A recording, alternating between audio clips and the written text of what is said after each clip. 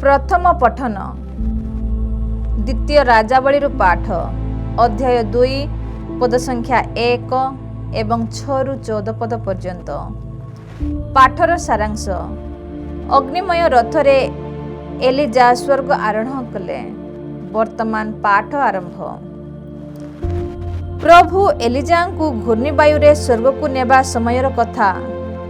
Elijah व Elisa दुहे गिलगाल रो बाहरी पड़िले। एलिजा कहिले, एलिसा प्रभु मते जर्दान को जीवाकू कहउछंती, तुम्भे एठारे रही जाओ। किंतु से उत्तर कले, प्रभु जीवंत थिबा जाए एवं तुमे न मरिबा पर्यंत तुमको छाड़ी मु कदापि रही पारिबी नाही। तेबे से दुहे चली गले। प्रवक्ता श्रेणीर 50 जन भाई मध्य सेमानकर पछे पछे चलिले।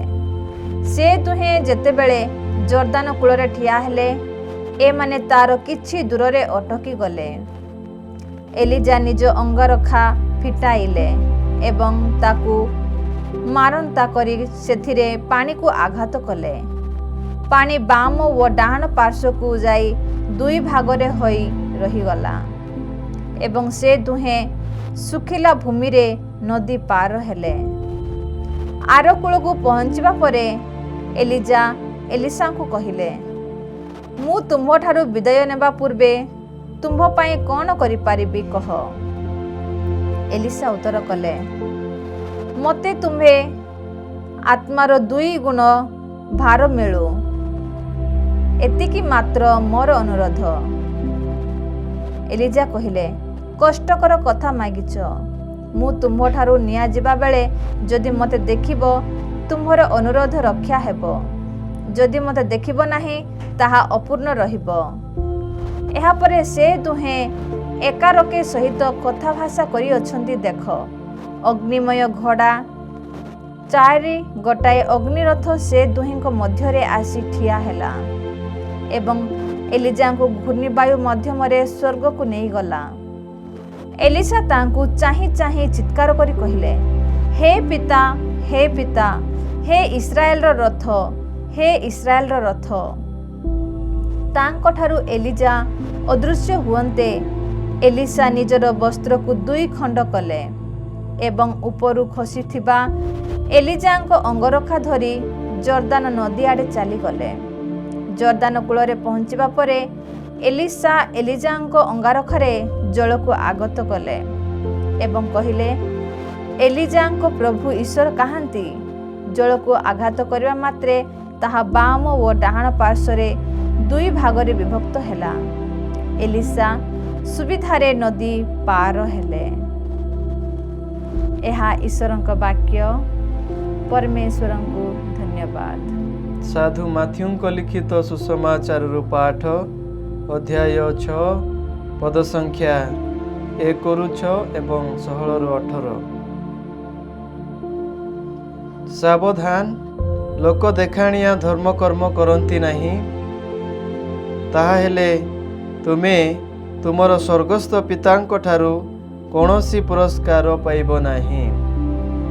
एणु दान करिवा समय रे कपटी मानंक परी डिंडिम बजाओ नाही।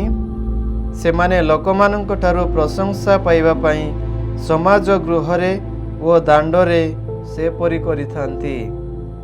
किंतु मु तुम्भमानंकु सत्य कहुअछि, सेमाने निजर पुरस्कार पाई सारिलेणी।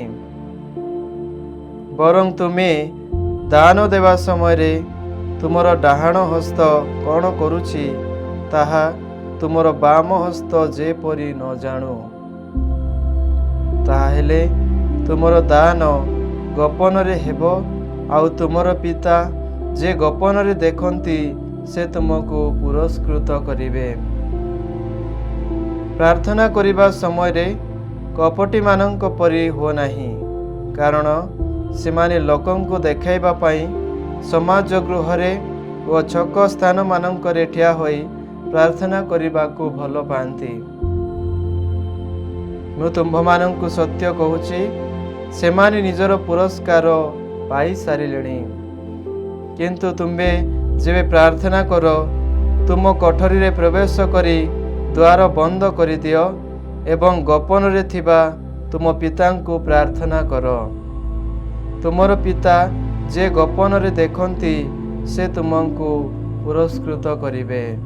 ତୁମ୍ଭେମାନେ ଯେତେବେଳେ ଉପବାସ କର, କପଟିମାନଙ୍କ ଭଳି ମୁହଁକୁ ମଳିନ କର ନାହିଁ, କାରଣ ସେମାନେ ଉପବାସ କରୁଛନ୍ତି ବୋଲି ଲୋକଙ୍କୁ ଦେଖାଇବା ପାଇଁ ମୁଖ ମଳିନ କରିଥାନ୍ତି। ମୁଁ ତୁମକୁ ସତ୍ୟ କହୁଛି, ସେମାନେ ନିଜର ପୁରସ୍କାର ପାଇସାରିଲେଣି। କିନ୍ତୁ ତୁମେ ଯେତେବେଳେ ଉପବାସ କର, ମୁଣ୍ଡରେ ତେଲ ଲଗାଇ ମୁହଁକୁ ଧୋଇଦିଅ। ତାହେଲେ ତୁମେ ଉପବାସ କରୁଛ ବୋଲି ଲୋକେ ଜାଣିବେ ନାହିଁ, କିନ୍ତୁ ତୁମର ପିତା ଯେ ଗୋପନରେ ଅଛନ୍ତି ସେ ତାହା ଜାଣିବେ, ଏବଂ ତୁମର ପିତା ଯେ ଗୋପନରେ ଦେଖନ୍ତି ସେ ତୁମକୁ ପୁରସ୍କୃତ କରିବେ। ପ୍ରଭୁଙ୍କର ପୁଣ୍ୟ ସୁସମାଚାର। ହେ ପ୍ରଭୁ ଯୀଶୁ ଖ୍ରୀଷ୍ଟ, ତୁମର ପ୍ରଶଂସା ହେଉ।